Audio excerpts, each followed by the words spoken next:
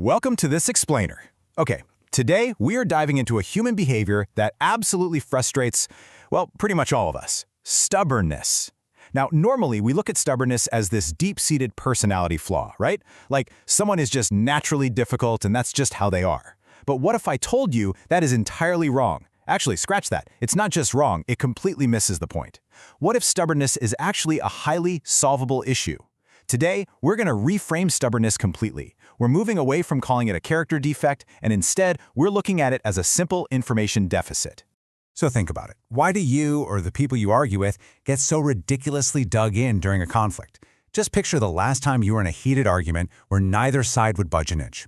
What was actually happening beneath the surface there? Was it pride? Was it ego? Or was it, something much more fundamental about the way our brains actually process the world around us? Well, the foundational premise we are exploring today completely flips the script. It's this.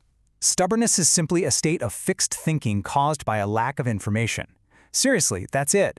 It only happens when you firmly grasp onto your limited knowledge because you just haven't absorbed enough external information yet. When you lack the data needed to expand your viewpoint, your mind basically freezes in place to protect the tiny amount of knowledge it currently holds. To really grasp why this happens, let's jump into Section 1, the era of knowledge sharing. See, our society is going through a massive paradigm shift. Back in the day, society was all about individuals achieving, equipping, and hoarding knowledge entirely for themselves. If you knew a valuable secret, you locked it away as your competitive advantage. But we are rapidly transitioning into a future defined by unrestricted sharing. It's an ideology sometimes called gongdo, which basically means everything you achieve must be put out into the world to share while you simultaneously soak up what everyone else has put out. There's this wonderful philosophy from the source material that captures this perfectly. It says, put delicious food on the table to share and pick up what you need from others. Think of our modern knowledge economy like a giant, endless potluck dinner. You bring the specific dish you cooked, which is your unique knowledge, for everyone else to enjoy. And in return for just bringing that one dish, you get to feast on the millions of incredible meals that everyone else brought to the table. It's a pretty great deal. And that brings us to Section 2, the real reason for stubbornness. If you were sitting there at that potluck, fiercely guarding your one little dish, because you're obsessed with the idea that your knowledge is solely yours, you're literally putting up a mental brick wall. By clinging to what is mine, you completely block out the shared knowledge of others. You physically cannot absorb the vast, amazing wisdom available to you if your hands are tightly clenched around your own limited ideas, right? And let's be totally real for a second about what we are actually hoarding here.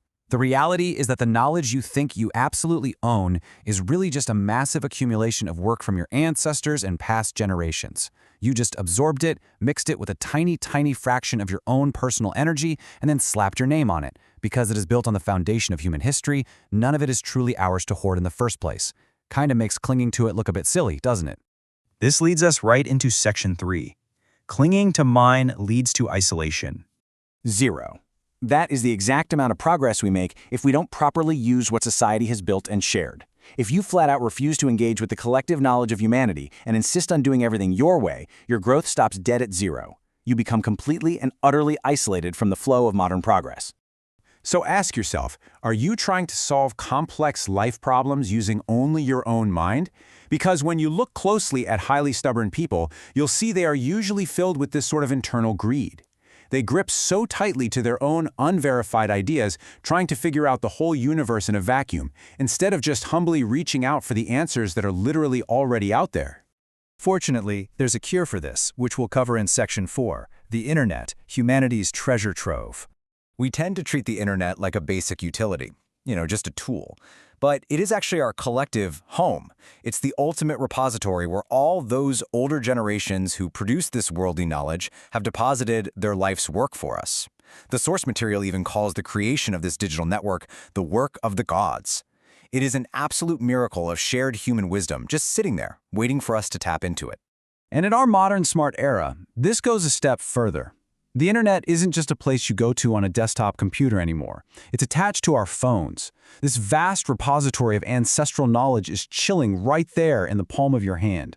Because of this, the speed at which you retrieve information now literally dictates your success. If you are slow to access this shared knowledge, you will inevitably fall behind.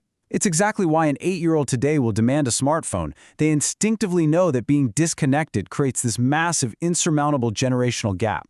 So, let's wrap this up with Section 5, our survival guide for the smart era. To be incredibly blunt here, trying to invent things from scratch or trying to solve massive problems purely in your own head without consulting the internet first, it's just foolish. If you spend 3 years trying to develop a solution entirely on your own, only to finally open your browser and realize someone else perfected it a decade ago, well, you haven't been noble. You've just been inefficient and stubborn.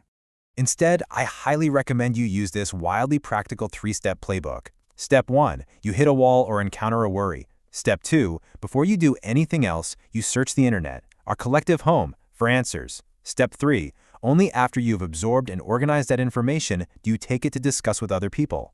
For example, if you want to learn how to make an authentic pizza, don't just sit there guessing at the recipe in your kitchen. Go online, get the collective wisdom of humanity's best chefs, and then start cooking and talking. I want this core thought to really sink in. Stubbornness arises when information is lacking. Remember the whole thesis of our explainer today? Stubbornness is not a permanent personality flaw. It's a highly curable condition. It's basically just a check engine light on your mental dashboard, telling you that your brain is starved of data, and you need to open up and absorb more from the world around you. So, since the entire collective wisdom of human history is literally sitting in your pocket right now, just waiting to be used, what problem are you going to stop being stubborn about? What argument or worry are you finally going to just look up today? Stop clinging to your limited viewpoint, pull up a chair to the shared table of knowledge, and watch your stubbornness just fade away. Thanks so much for joining me for this explainer, and seriously, go search for those answers today.